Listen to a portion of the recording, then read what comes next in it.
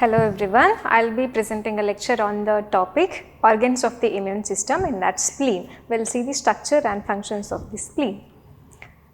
When we see the anatomy of the spleen is a purplish soft vascular organs of the lymphatic system. The spleen varies among the individual, but it is commonly oval and fist shaped and is about 1 inch thick, 3 inches wide and 4 to 5 inches long and weighs for about 7 ounces. The layer of tissue entirely covers the spleen is a capsule-like fashion, which is situated in the left hypochondriac region of the abdominal body cavity between the stomach and the diaphragm. The spleen is protected by the ribs from 9th to 12th. Below the diaphragm, behind the stomach in the left abdominal cavity, the largest lymphoid organ is situated, that is nothing but spleen, which is ovoid shape situated at left abdominal cavity. The function of the spleen is the filters the blood and trapping the blood-borne antigens in response to a systemic infection. The lymph node which traps the antigens from the local tissues. The spleen is not supplied by the lymphatic vessels, but blood-borne antigens, lymphocytes carry to the spleen through the splentic artery. Now we will see the structure of the spleen. The spleen is surrounded by the capsule-like extents, a number of projections which is called as trabeculae into the interior to form a compartmentalized structure. These compartments are of two types, the red pulp and the white pulp, which are separated by a diffuse marginal zone, where in the splentic red pulp, which is consisting of network of sinusoids populated by macrophages and red blood cells, which is nothing but erythrocytes and few lymphocytes. It is the site where old and defective red blood cells are destroyed and removed. So many of the macrophages within the red pulp contain engulfed red blood cells or the iron pigments from the degraded hemoglobin. Where in white pulp, the splentic white pulp surrounds the branches of the splentic artery, forming a periarteriolar lymphoid sheath which is called as pulse, populated mainly by the T lymphocytes. Primarily, the primary lymphoid follicles are attached to the pulse, where these follicles are rich in B cells and some of them contain germinal centers. The marginal zone located peripheral to the pulse is populated by lymphocytes and the macrophages. So by the way, the spleen is consisting of only three structures, one is red pulp and white pulp, which is separated by the marginal zone. Now we will see the functions of the spleen.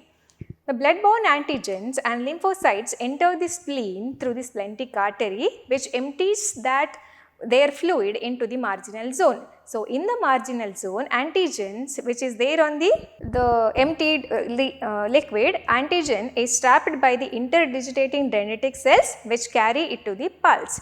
Lymphocytes in the blood also enter the sinuses in the marginal zone and migrate to the pulse. The initial activation of B and T cells takes place in the T cell rich pulse. Here, interdigitating dendritic cells capture the antigen and present it to the combine with the class 2 MHC molecule to the T helper cells. Once activated, these T helper cells can then activate B cells. The activated B cells together with some of the T helper cells then migrate to the primary follicles in the marginal zone.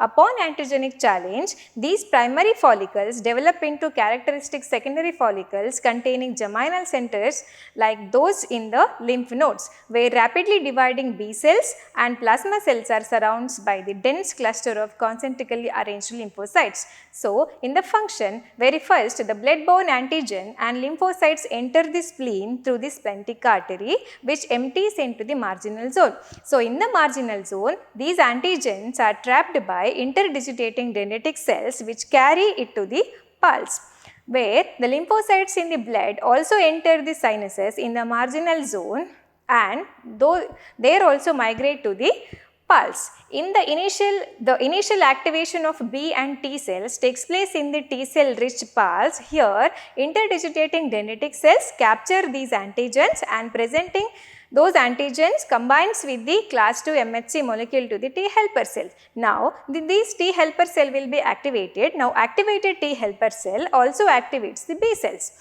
So, the activated B cells together with some T helper cells migrate to the primary follicles in the marginal zone. So, upon antigenic challenge, these primary follicles develop into characteristic secondary follicles which consisting of geminal centers like those in the lymph nodes, where rapidly dividing B cells and plasma cells are surrounded by dense cluster of concentrically arranged lymphocytes.